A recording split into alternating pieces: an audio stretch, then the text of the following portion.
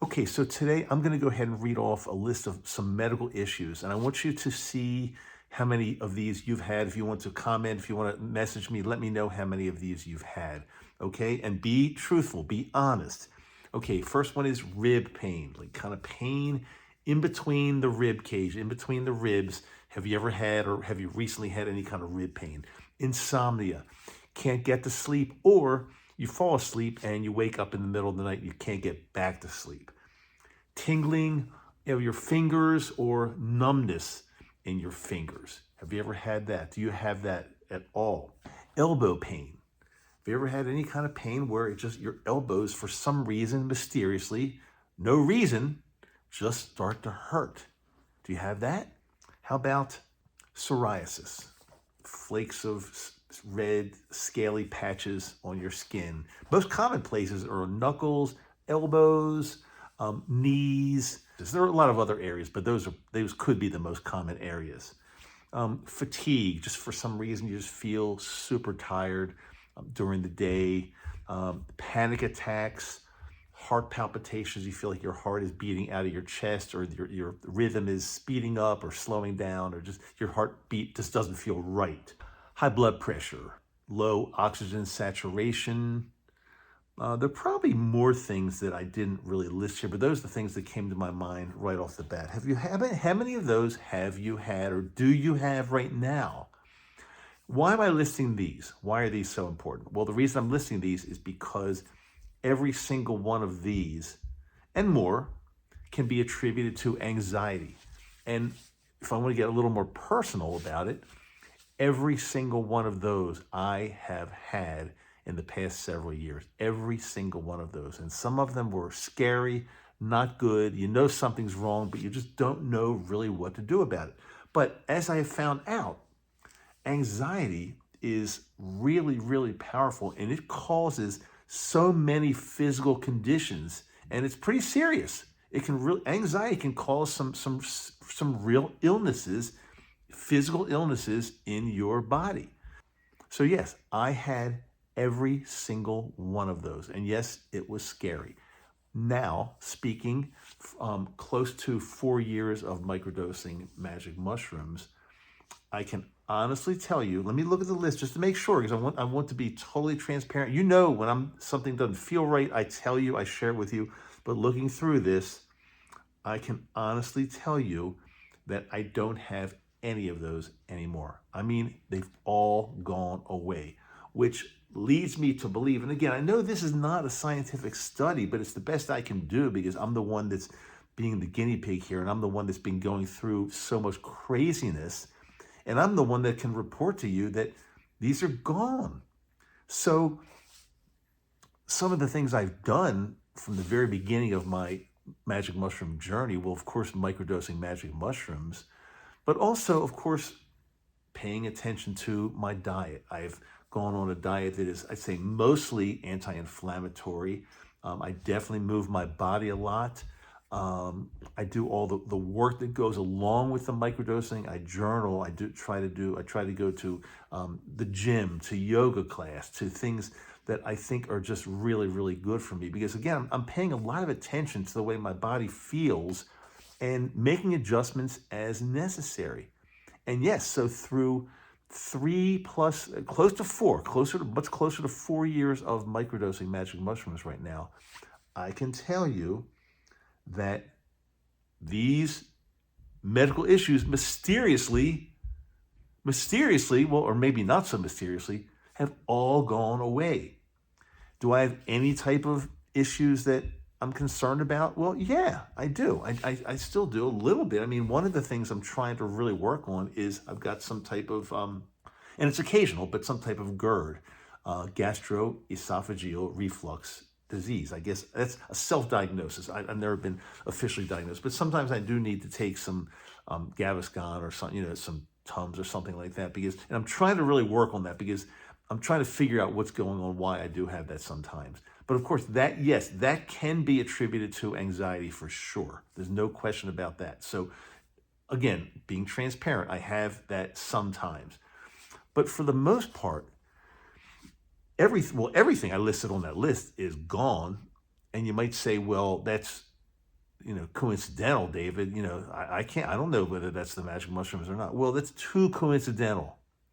It's way too coincidental. I've had this laundry list of craziness going on in my life. And I'll add to that, although many of these are caused by anxiety, I'll add to that general anxiety and depression, which are gone. So I'm making a case for microdosing magic mushrooms, as I've been doing on this podcast, and many episodes I've been talking about this for close to 4 years now, because I've tried everything, and I mean everything: pharmaceuticals, talk therapy, meditation. I still do some meditation, and I like it, but that's not going to be the cure. I just don't feel that meditation is going to just totally wipe all these things out. Meditation along with microdosing, absolutely. Like the other things I've talked about along with microdosing, but many of these things, if you just do these alone without microdosing the mushrooms, I don't feel they're strong enough or have the power to totally reverse anxiety. Anxiety is a tough little creature, and it creeps up and it stays, and people just that don't know what to do about it. That's why so many people live their lives with anxiety, and not knowing how to get rid of it. And I was one of those. I remember from the first I can remember, probably. I remember back in high school, I had anxiety whether I'm going to get good grades, whether I'm going to get into college, and then in college, whether I'm going to get into professional school. It was never ending. I mean, I've had decades and decades of anxiety, and I'm surprised my body is still intact, honestly, because it can just rip it apart. It's really, really dangerous. So, and all along, when you're younger, you just put up with it. You think, well, that's okay. That's part of life. You're going through school, you're going through a profession, you're going through a job, a marriage, whatever it might be. And you think, well, anxiety just comes along with that. Well, that's not true. It doesn't have to be like that. Anxiety is, again, it's a killer. And like I just said, I'm surprised and thankful that my body and my mind and my organs I'm surprised and thankful they're still intact from decades of anxiety. So finally, in my 60s, and I'm almost 70 now, but in my 60s, I said, enough is enough. I can't live with this stuff. I've got to do something about it. And that's when I decided that, talk therapy, antidepressants, pharmaceuticals, they didn't cut it for me. So that's when I started using magic mushrooms, about close to 4 years ago. And here I am, almost 4 years later, feeling good, feeling as calmer than I've ever felt in my entire life, except for maybe when I was a little kid. But starting in school, especially high school, I wasn't calm. There was no such thing as calmness in my life. And then again, leading into college, professional school, marriage, my dental practice, there was no such thing as calm in my life. And that's not the way it's supposed to be. I fully believe that we're supposed to live our lives feeling calm, unless there's a situation where our sympathetic nervous system needs to kick in, and that's the fight or flight response. And then in certain situations, you're getting chased by a bear in the woods. You don't want to be calm. You want blood flowing to your muscles, and you want to be able to dash out of there or do something to get out of the situation. Or if you're in a fight or anything like that where you need the blood flow to your muscles temporarily to get you out of a situation. But when you're in the sympathetic mode all the time, like I had been for decades, that's a recipe for disaster. And I'm telling you, if you are feeling that, if you're feeling anxiety every day or close to every day, you've got to do something about it now, because again, I think I was fortunate. Now, I don't know what's been lurking in my cells because of that anxiety for decades. I don't know. I don't know what's to come. I have no idea. I hope nothing bad, but I'm doing the best I can now. But if you're feeling the anxiety and you choose not to do anything about it, or you choose to do something about it which isn't working at all, then I think you're going to pay the price at some point. with this list of medical issues that I had that were many of them very scary. I mean, when your heart is beating outside of your chest and you've got high blood pressure and your oxygen is down and you're feeling tingling and numbness and bone pain, yeah, that's really scary. Really scary. So again, what I decided to do, I said, enough is enough. I took the bull by the horn, treated myself, I figured it out, and I feel a lot better now. That's why I'm doing this show here. I've been doing it for, again, close to 4 years now. I've been doing this show because I feel like if it worked and works for me, and it continues to work, if it works for me, then there's got to be somebody else on this planet that is or was going through the exact same thing or fairly similar to what I've been going through and could use this type of help. That's why I'm doing it. I really want to pay it back or maybe pay it forward to somebody.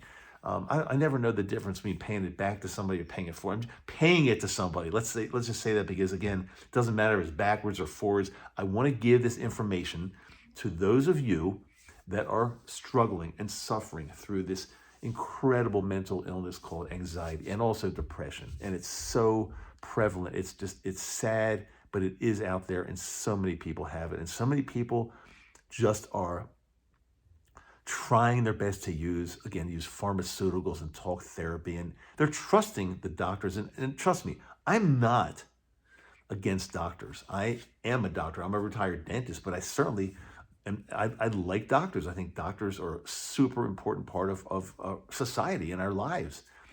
However, if you're going to a doctor that just doesn't understand how to treat what you've got and they're giving you the runaround, they're trying all this stuff that doesn't work, then that's a problem. And then I think at some point you start to either figure something out on your own because, as I've always said, there's nobody that's going to know your body better than you do. Or listen to me or somebody like me, somebody that's also done this. It doesn't have to be me, but somebody that's also figured this out and was able to reverse the mental health issues that plagued them or me for a long, long time. And I also want to say, if you're enjoying my content, make sure you like, share, and subscribe. And I've got a lot of links in the show notes and also my website, microdoseu.com. It's microdose with the letter U tacked on the end. And a lot of people are joining my Patreon page for extra content, things that I'm not really talking about on this show right here, things that I don't want to talk about, but things that I feel more comfortable sharing on the premium Patreon page. And you can find that link in the show notes or on my website as well, microdoseu.com. But again, I really appreciate you being here with me. I'm Dr. Dave. My show is called Microdose U. And again, I'm dedicating my life to trying to help you if you're in the situation that I was in just a very short time ago and just didn't know what to do and you're looking for help and trying to figure it out. I've figured it out. Follow what I do. There's a very good chance it's going to help you in a big way. So I will talk to you soon on the next episode, and I really, really appreciate you being here, and I do love you.